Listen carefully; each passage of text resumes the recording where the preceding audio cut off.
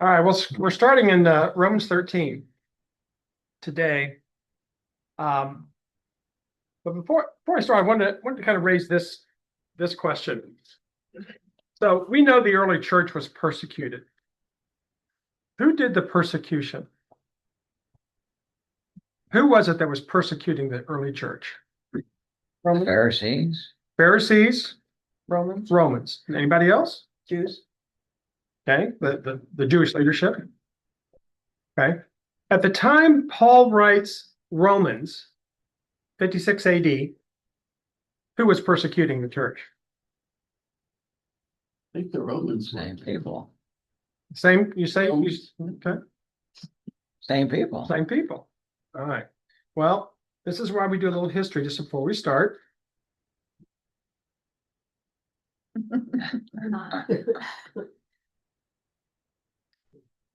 The history went fast. Okay, so what we read, we kind of hinted this when we we're doing the background of Romans, that in 49 AD, the Emperor Claudius expelled the Jews from Rome. And he did that because there was this Jewish persecution, this Jewish uprisal, and they want civility, they want stability. They do not want this fomented chaos going on. And so they removed the Jews. The Emperor Claudius did that. Nero comes to power in 54 AD. So he assumes the throne in Rome, or the emperorship in Rome, and the Jews are invited back. And we had read that Phyllis, Priscilla, and Aquila were two of those Jews that were expelled and came back. And we'll find at the end of Romans that Paul addresses them specifically, and also in Acts they show up. Romans is written at 56 AD, and in 64 AD, Rome burns while Nero fiddles. You remember that little story? There's a little ditty about that. And so Nero scapegoats the Christians. And then intense Christian persecution begins under Nero. So that's in 64 AD. Now, I went through because I was curious at this point, because it sort of what I assumed wasn't true.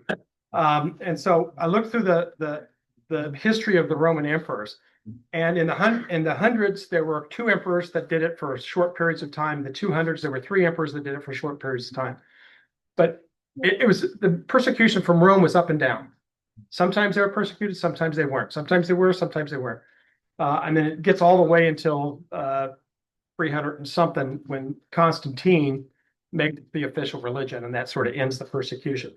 The Jews persecuted this whole time, right? Because it's a heresy. Paul suffered under that.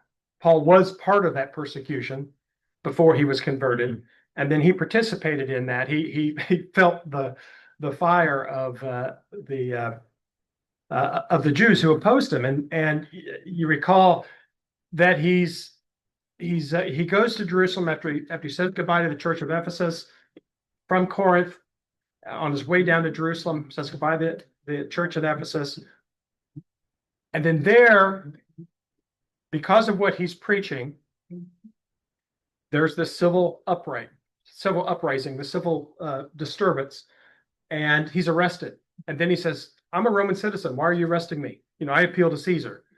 And that led him back to Rome under guard, and eventually his martyrdom. And then just to complete the chart, then the Jewish revolt in Jerusalem began, and it is crushed by 70 AD, and that's destruction of the temple and that sort of thing. But I wanted to have this bit of history as a context for what we're going to read, and I just put it there at the beginning just to sort of open with that, so that we have an understanding. There is persecution of the church, but it's mostly from the Jews at this point in time. Rome is still stable. You may not like Rome, but it's stable, and so the church in Rome, where Paul's writing, is fairly stable in terms of the Roman government. It won't be that way for long, but it is that way at the time he writes. All right. Tim, one thing's interesting though, because of that, Jews being gone and then coming back, the church has been changed around. Yeah. Because they've experienced that as well. Right. It's largely Jewish to start with, and Jews Gentile. leave, now the Gentiles are, now the Jews are back, and it's, which he addresses quite a bit. Yeah. Yeah. And then in the when it talks about the differences of practices in 14 and 15, you get to see some of that conflict. And what does Paul call for? Calls for unity within the church. Yeah. Okay, let's do a really quick review of last week since the homework went so well. The question we were trying to answer was, how does the gospel call each of us to righteousness and obedience? And we realized that chapter 12 really is a transition. It's a transition from theology teaching, trying to understand what God's plan is and what God is doing, and then transitioning is, how do you live this out? Once you understand what God has done in terms of salvation, how then do you live this out in the world? How does your sanctification happen? And he started chapter 12 with this idea of sacrifice. We're to put our bodies on the altar of sacrifice. That's our true act of worship. And in doing so, by renewing our mind, by continuing to do that, we get to align our will with the Father. And we talked about that alignment in a couple of different ways. We align our attitude. Are we aligned, understanding that God is at work and we're his instrument?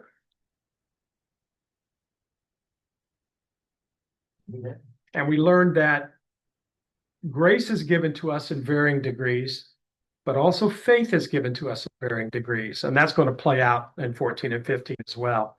Are we aligned in purpose? Are we aligned using the grace given us for the purpose God intended? Not for our gain, but for everyone else. Are we motivated by God's desire, or are we limited by our own desire for power, position, or accolades? Are we aligned seeking peace with God and with man, not emphasizing our distinctions, but our commonality?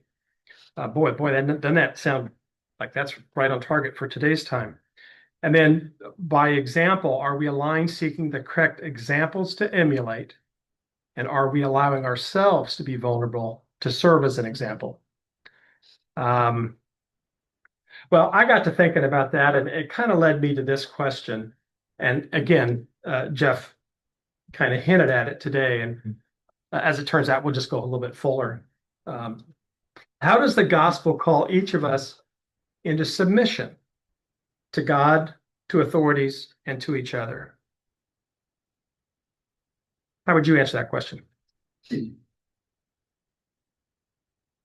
just said a lot when you said, when Jeff said, not your will be done, not my will be done, but your will be done. That Yeah. that is the example, Yeah. right? That is exactly the example.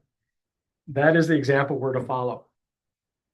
We talked about last week, Rich, I think you even mentioned it, that on that altar of sacrifice, it is a cost to us, right? It is, we are giving up something. We are yielding something. And it's interesting that after this transitional phrase, this first subject that he hits in chapter 13 is this idea of submission. Well, it does bring up one more alignment because we talked about the 5, attitude, purpose, motivation, peace, and example. Here's one more alignment. And it's authority. Not my will, but yours. Don't do it my way. Let me do it your way. Don't let me be the arbiter of what's right. Don't let me be the arbiter of what I should do. Don't let me be the arbiter of how should I live my life. No, I want to put that on the altar. And instead, I want you to be the authority on what's right, how I live, and how I carry it out. The problem with authority, well, let me ask you, why is it important to align on authority? I'll ask you the question. Well, I think if you want to live in peace, you align with authority. Okay, so in a civil sense, that would work. Any other issues with authority? so anti-American to line on authority, but God established it. yeah, it's God established. He's setting the rules. Who's in charge? Yeah, Yeah, who's in charge? so it's pretty basic and it kind of goes over. It's over our motivation, our attitude, our purpose and all that. Right.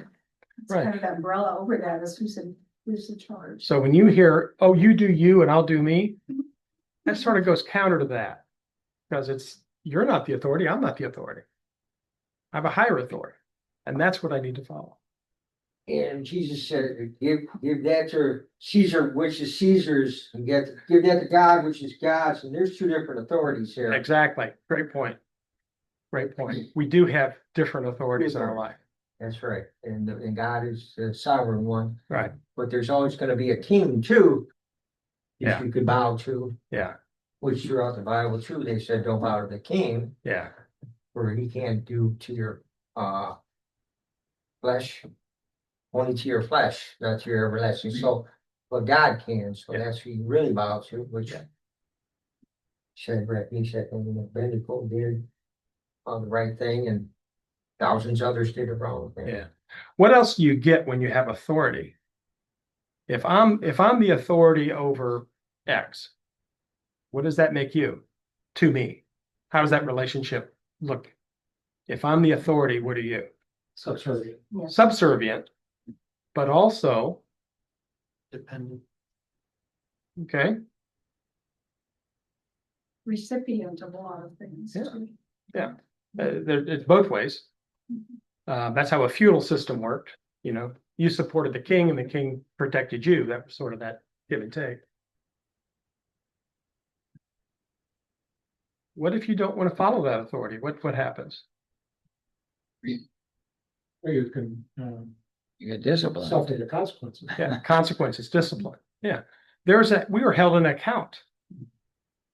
So if what Paul's going to argue here, if we are to submit ourselves, what we need to do is put ourselves under someone else's account. We be accountable to that other person. And he's going to play this out in a real world example. But keep in mind, as Rich hinted at, and I'm going to Colossians here, whatever you do, work at it with your whole being as for the Lord and not for men. Even though we might be serving a boss, or we might be serving in the army or whatever, ultimately we're serving God. So because you know that you will receive an inheritance from the Lord as your reward, it is the Lord Christ you are serving. That is the ultimate authority. All right. So that brings us into That's where some of the problems come in, because as you stated, it's sort of not American to, but when you don't write, I mean, one authority can be under another authority. And too many times we want to separate those two or three or however many entities without recognizing the structure that's actually supposed to be in play. Yeah. Yeah. When we place this is perfect. When we flesh our fleshly bodies on the altar of sacrifice and the Spirit works in us to transform us, we align more closely with God's will, and we align ourselves also as accountable to His authority or to His delegated authority. And that's where we get into Romans 13. Want to start? Let everyone be subject to the governing authorities, for there is no authority except that which God has established. The authorities that exist have been established by God. Consequently, whoever rebels against the authority is rebelling against what God has instituted, and those who do so will bring judgment on themselves. Pretty clear, right? There's authority, but sometimes that authority is delegated. In the garden, was there delegated authority? Think back to the Genesis 3. Give Adam authority What authority did Adam have? to name the animals and to take care of the garden They were to subdue the earth. He has the authority to do that, have dominion over. So all of that's delegated. We have a delegated authority from God over the earth.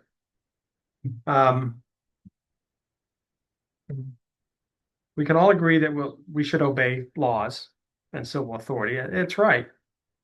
Will we agree with every law? No, we won't. We won't. And certainly in our current culture, I think there's laws and whatever that we don't agree with. You know, does that change their authority? Does it change our submission? Depends. Should We're getting there. We're getting there. Yeah, I think all of us can come up with an example. No, we should, that's one we should stand against. That's what we should not just raise our voice because we're a democratic society, we can do that. But to actually stand in opposition to be the Shadrach, Meshach, and Abednego. No, I will not bow. I will not submit to that authority because it's wrong. And then, and it does say, and for me in my house, I will do this. But that's not me telling somebody else how to do it. It's for me in my house. Yeah. You know, this is, you know, that way you show what you're doing. Right.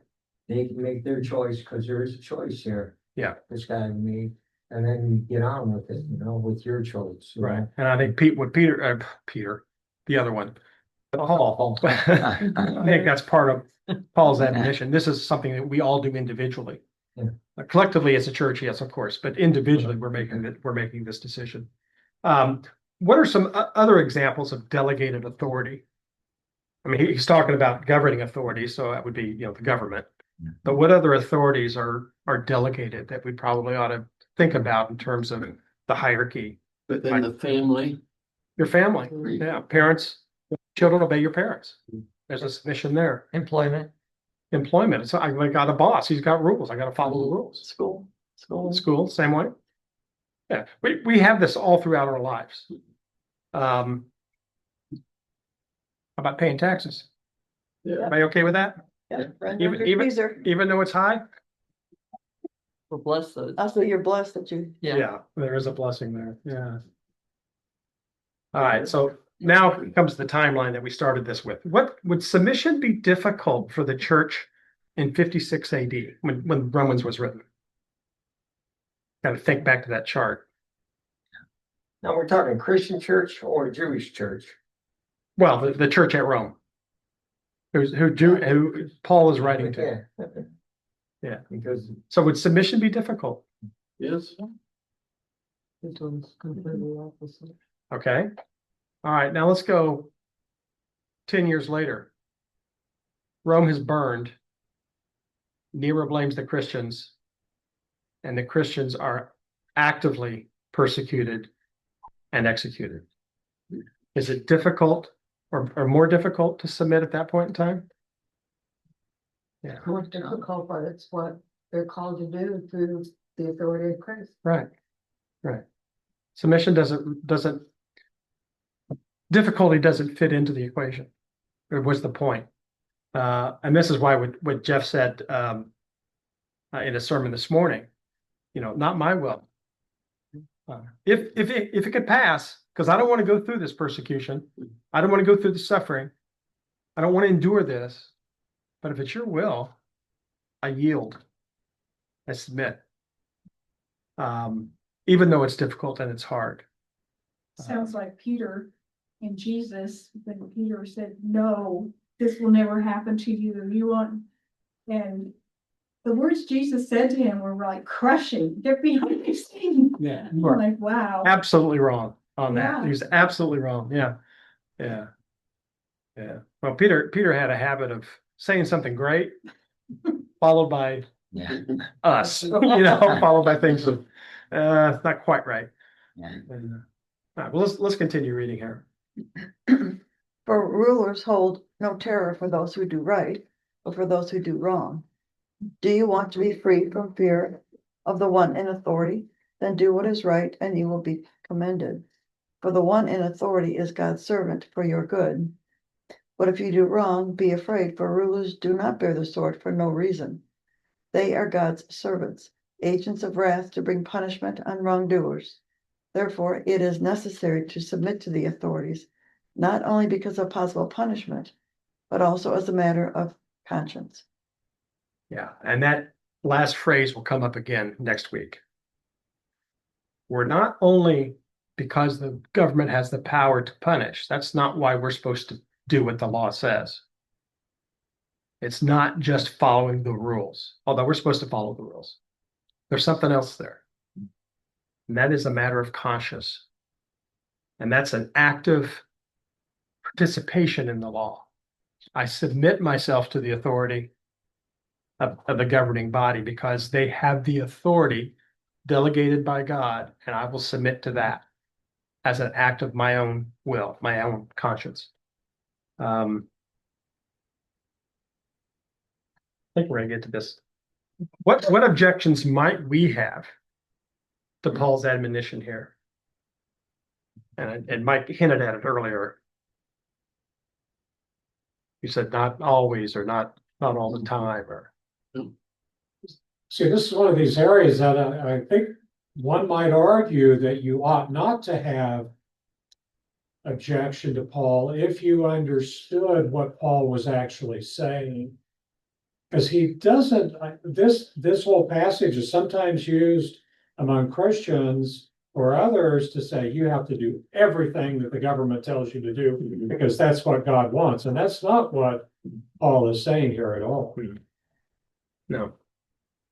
Well, isn't God's design of government to be a godly government that protects the people and does what His will is? That is the role of that is why it's delegated to. That's why that's God's design for it. Right, But right. as humans, a lot of the times the people in the government are not following His design. Well, when the disciples were arrested by the Sanhedrin, their statement was, we must obey God rather than man. Right. All right. So there is a definite time when that statement is appropriate. Right. Does that come at a cost? Yes, definitely. Yeah.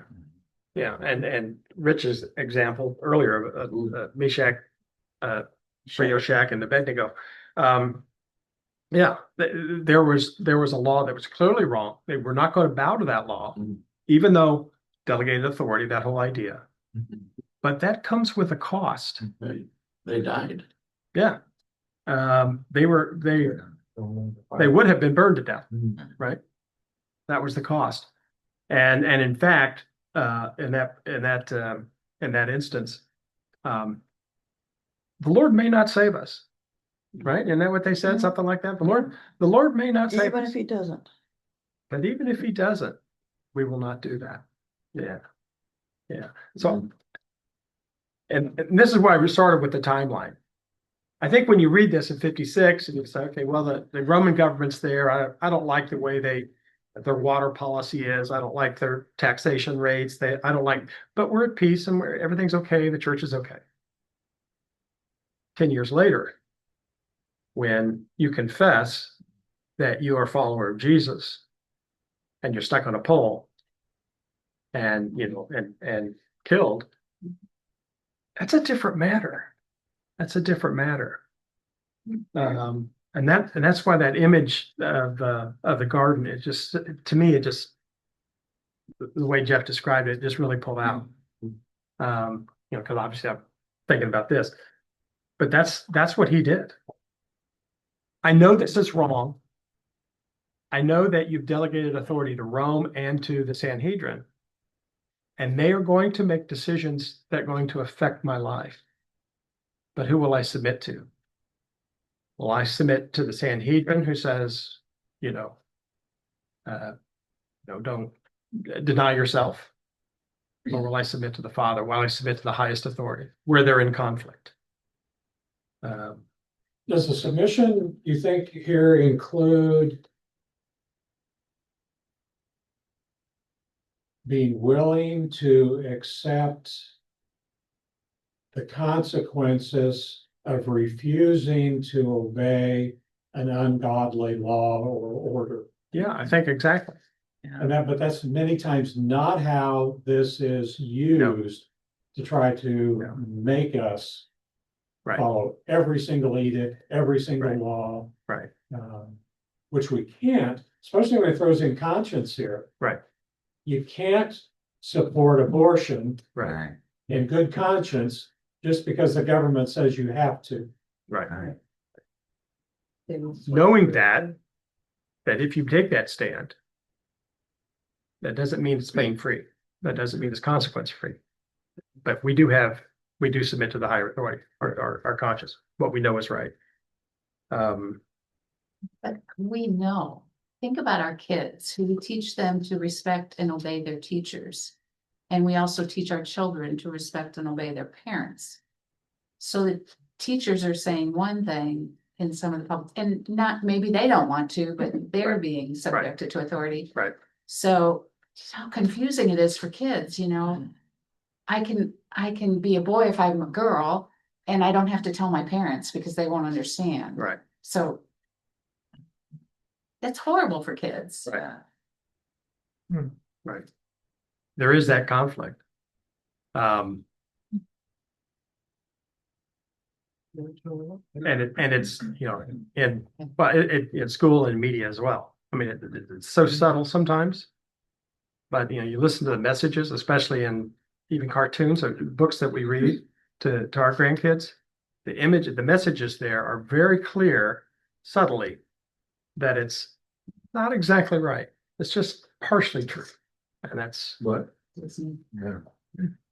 In a way, Jesus, when he submitted to Pilate, was not really submitting to Pilate, but submitting to the will of the Father. Right. Exactly.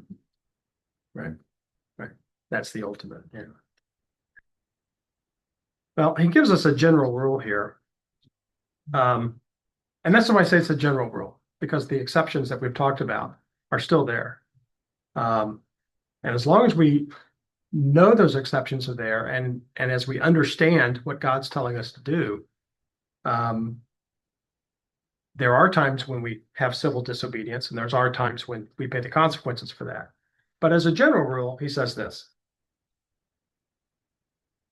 This is also why you pay taxes, for the authorities are God's servants who give their full time to governing. Give to everyone that you owe them. If you owe taxes, pay taxes. If revenue, then revenue. If you respect, then respect. If honor, then honor. Yeah, and this is why I think it's a general rule. Submit to civil authorities? Check. Submit to the taxation laws, whatever they are? Check. Submit to contractual arrangements and things you enter into, agreements, you know? Check. You know, repay your loans? Check. You know, give everyone respect? Check. Honor? Check. We are to be honorable, blameless, forthright, judicious, fair in all of our dealings. And yet you're to be aligned with God and his authority. And why? Well, Paul tells us why.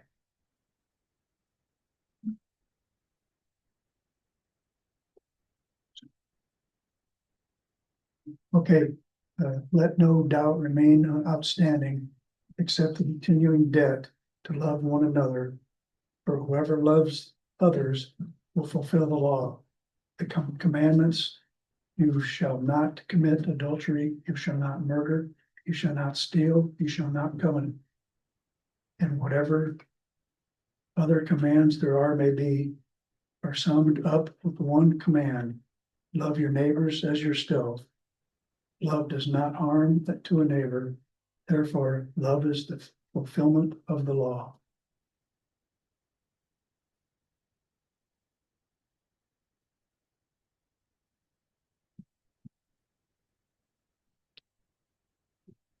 Why is love the fulfillment of the law? Why is it just being obedient to all the do nots? What makes it different?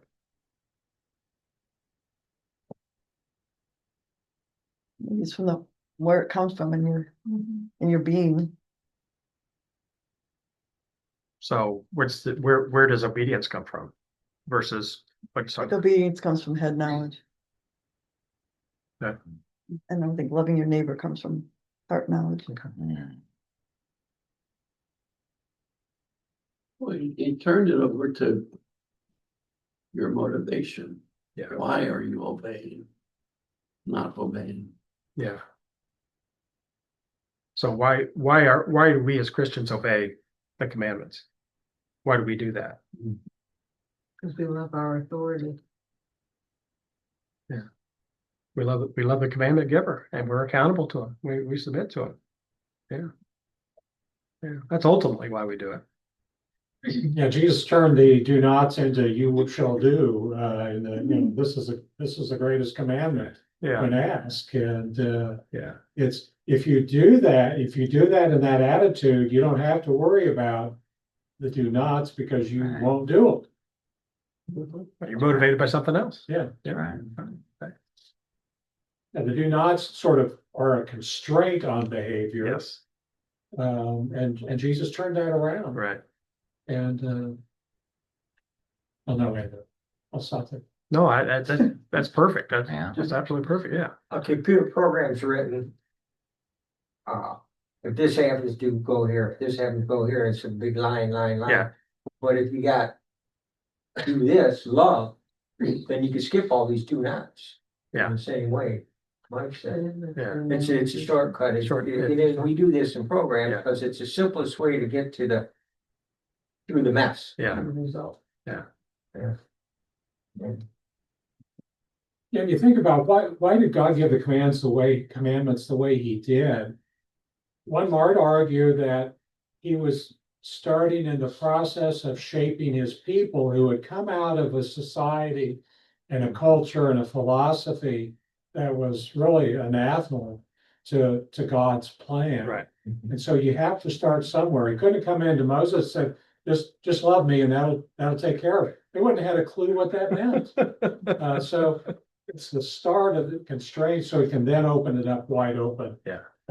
Centuries later. Yeah. And in fact, Romans addresses that exactly. Paul addresses that earlier when he talks about the stumbling block. The Gentiles recognize this opened up the love aspect of that, and they're opened up to that, and so they make Christ the cornerstone because he's the example of pure love. Whereas the Jews, that same stone is their stumbling block because they're hung up on the do nots. They're hung up on the obedience piece of this, and they can't get over what must I do to be saved? I've done all this from my birth. I've obeyed. And Jesus says, one more thing you have to do. And he tells them something that's really, really hard. And takes it from the constraint to the positive. Go sell and give. Go show love. Expand that out. And the rich young ruler couldn't do that.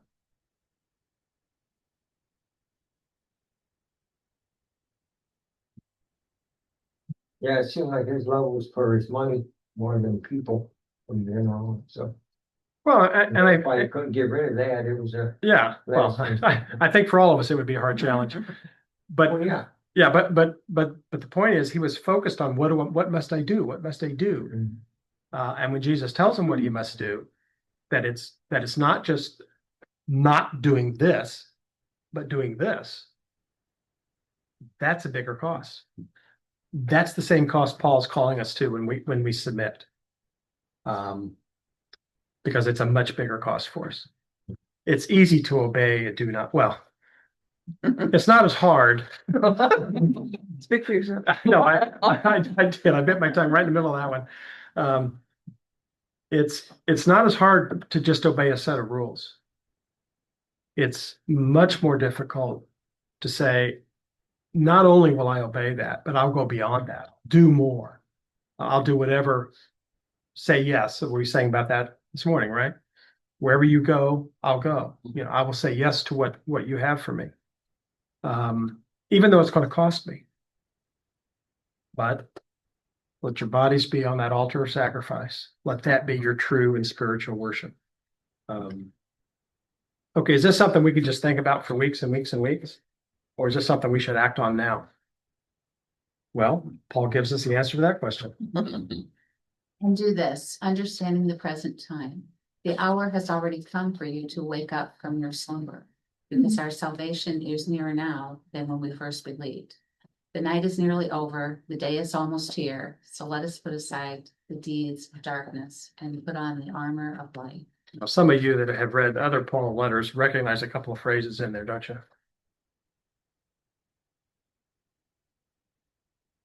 Do this understanding the present time. Okay, I'm reading this 2,000 years later. I understand some things about our present time. I'm sure you do as well. The hour has already come. For them in the first century, where they thought Christ would return it, really soon. And for us, when we think Christ has to come back really soon, right? It's the same urgency. It's the same, pay attention to this. It's the same, don't let this just pass over as a fine little letter of, oh, that's nice, Paul. Thank you for sharing that with us. No, it's wake up. It's wake up. The night's nearly over. Day is almost here.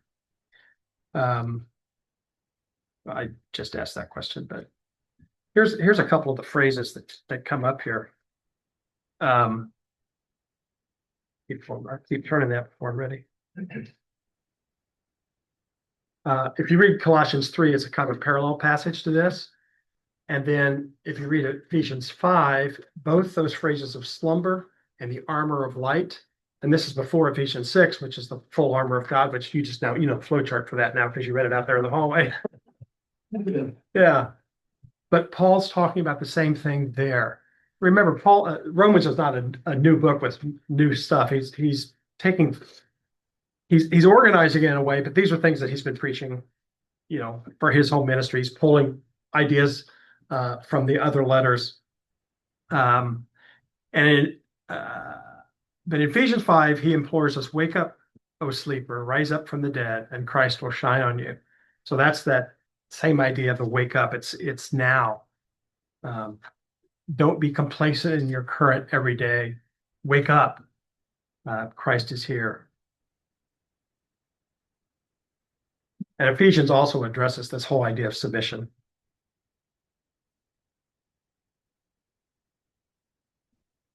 It just talks about the whole that just be ready. I think of the oil in your lamps too, just not to let it run out. Yeah. Because we don't know the hour of the day. Yeah. It would be nice if it was today. Be nice if it was now, since I don't know what to do next. But but it's that idea of urgency. This is an important message. And I think Paul's encouraging the church to wake up for that. Okay.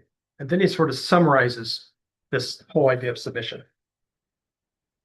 Let us behave decently as in the daytime, not in carousing and drunkenness, not in sexual immorality and debauchery, not in dissension and jealousy.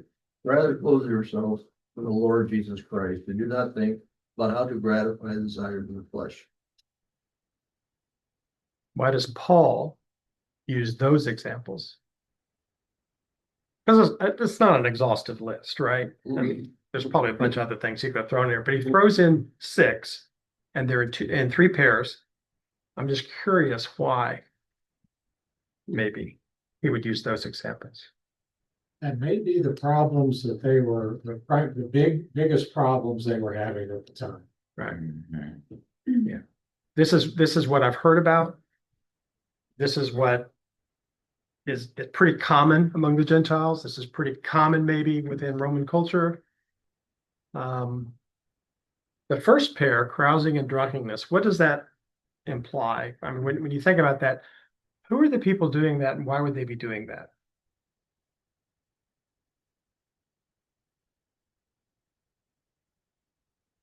He's writing to the church, isn't he? Right. So he's writing to the church, but they're coming out of a culture. They have these cultural influences just like we do.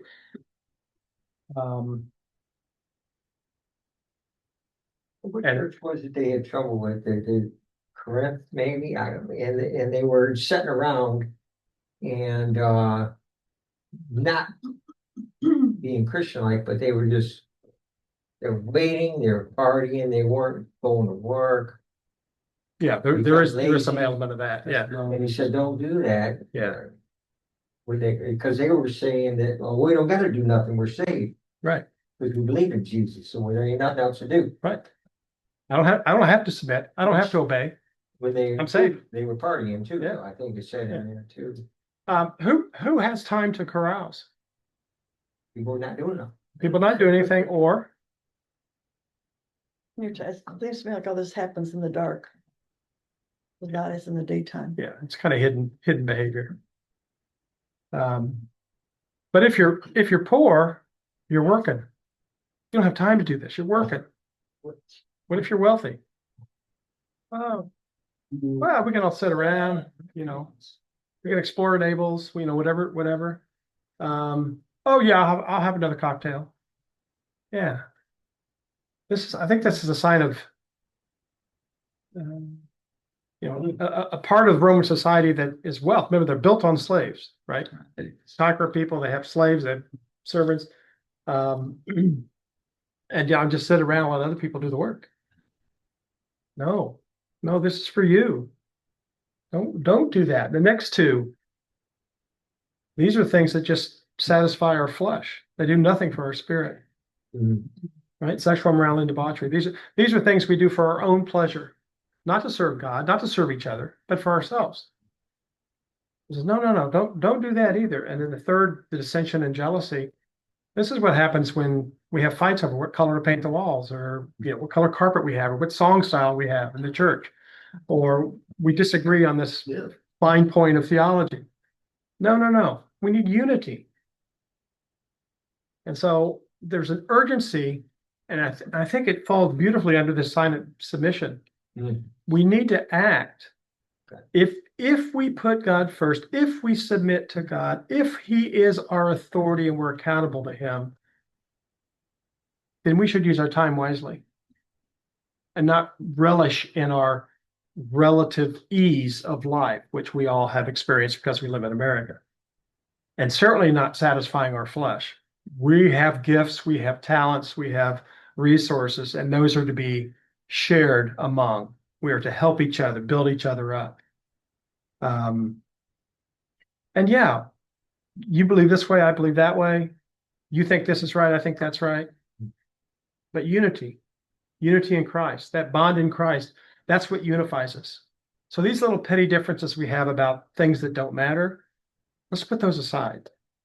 And I think Paul's really exposing how we live out a life when we're not in submission. And we're called to be set apart. Yeah, we're called to be set apart, to be an example. Right. And by partaking in those things, we are not the example that Christ has called us to. Right. Yeah. And that image of clothing yourself. This is who we are. This is who we are. Yeah. He does say that, like clothing yourself. I mean, you would change your clothes if they were dirty. Yes. Good point. Because they would. And Yeah. you would change your clothes if you're dirty. Yeah, because you wouldn't want to look like that. Yeah. So Yeah. why not change who you are inside? Right. What's Well, then, trying to make it look, trying to say it's something you do anyway. So why won't you do this too? Yeah. and then in Romans 12, and he says, be a living sacrifice, holy and pleasing to God. Yeah. That's not being a living sacrifice. It's my time, it's my flesh, and it's my point of view. I mean, that's how I would. Those are my me, right? Yeah. No. When you sacrifice that, you sacrifice me. Are those the same? Would you say those are the same things we put for our culture? Bunch more. Yeah. Oh, yeah. This is not an exhaustive list, but yeah, all six of those I think fit for the church, for our life, and for our personal, how we think about ourselves. All of those are relevant.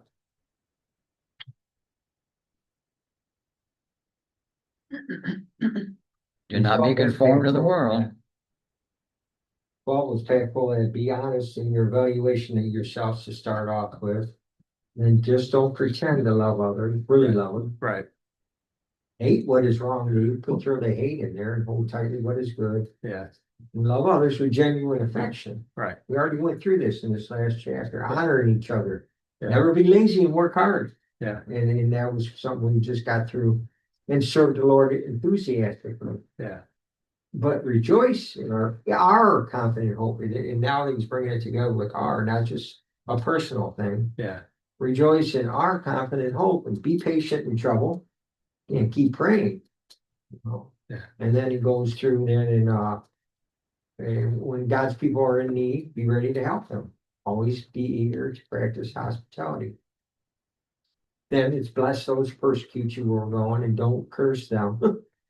Pray that God will bless them, which is the real deal there. Yeah.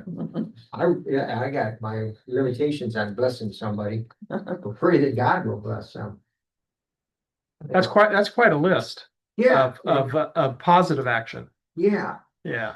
Not the do nots, but It ended up with don't think too much of don't think you know it all. Dude, that quite a list. that's quite a It ended list. here with and don't think you know it all. So That's next week. A little bit of humility.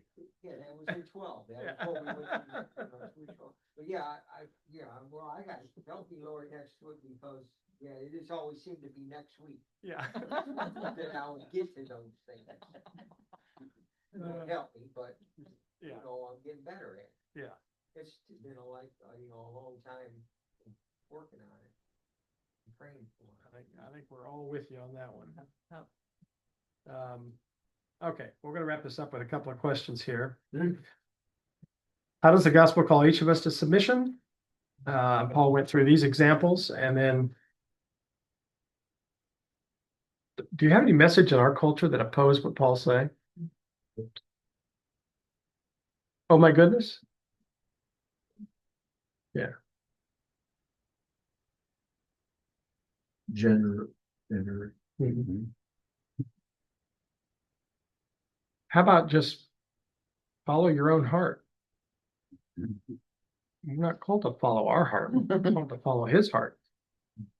How about look inside and discover your own truth? No. Look to God and discover his truth.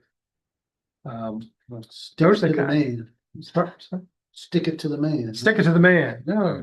No, submit. Jesus's Beatitudes pretty much, were it. He Countercultural. started with God blesses those, and then he went through the list of, who mourn are humble, hunger and thirst for justice. Yeah.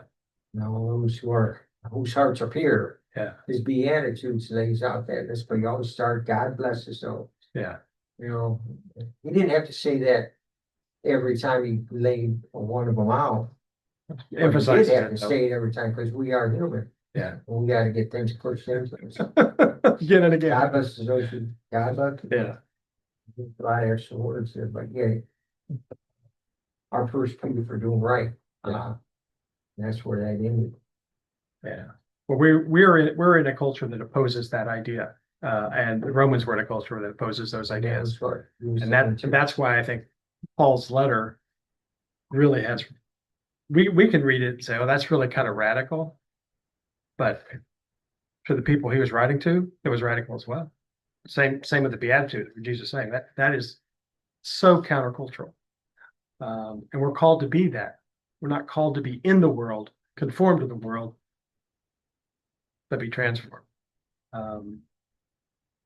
We talked all around this one. Is there a difference between obedience and submission? And we did talk about that. Anyone take a stab at summarizing what we talked about? Well, would obedience be do this or you're going to get punished? Right. Or submission is willful? Right. That's exactly right. Here is the definition. Obedience plus following commands out of fear, punishment. True submission is a voluntary, heartfelt decision to trust and align with the authority's will. This is how we align with God's will. When we willingly, voluntarily, heartfelt, so it's, seek to align. Father, if there's any way to take this cup from me, Because I know it's gonna really be painful. Yet, not my will, but thine. And that's a great example of the difference there. What renewing of the mind will help us submit? As he talks about in 12, and be transformed by the renewing of your mind. So what renewing of the mind should we be doing to help us submit? Focus on eternity. So where you focus, yeah. Yeah, that's a good one. Don't think you know it all. All right, Paul, Rich, that's the third or fourth time you said that, so I'm assuming this is a personal issue. Yeah, right. You are not alone, brother. Let me tell you. Then really, before I submitted, it's hard to submit when you know it all. Mission doesn't really come easy there.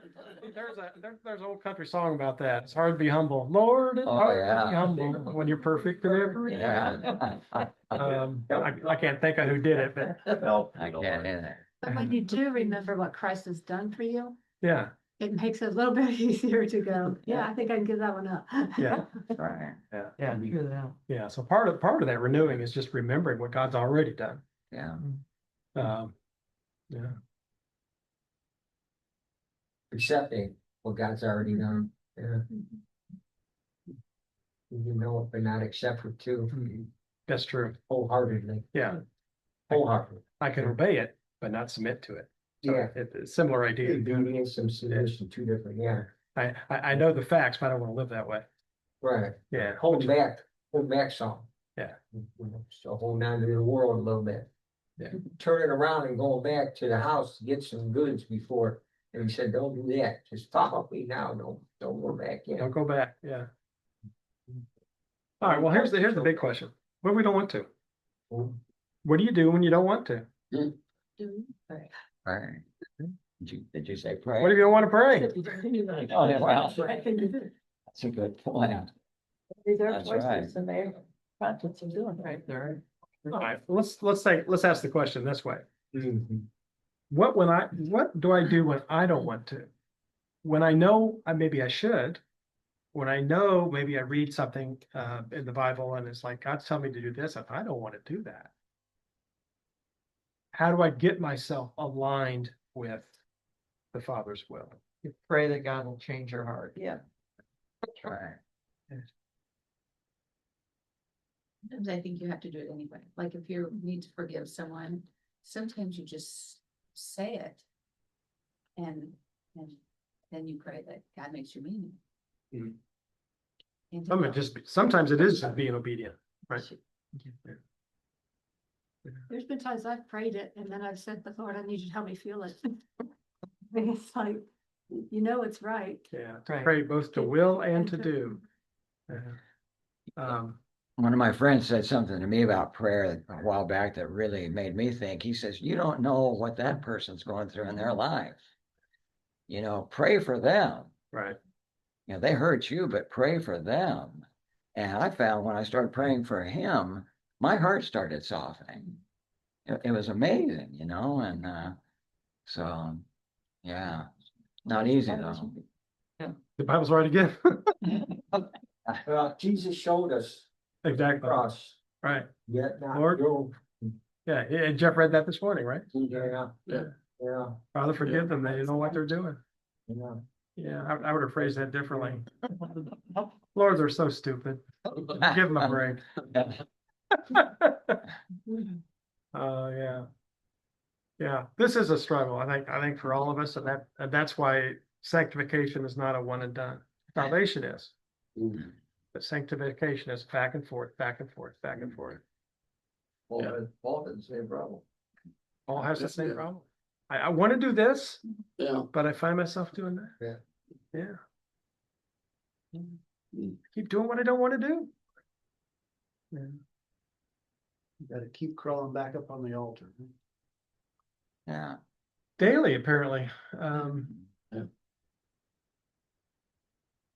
me stop this and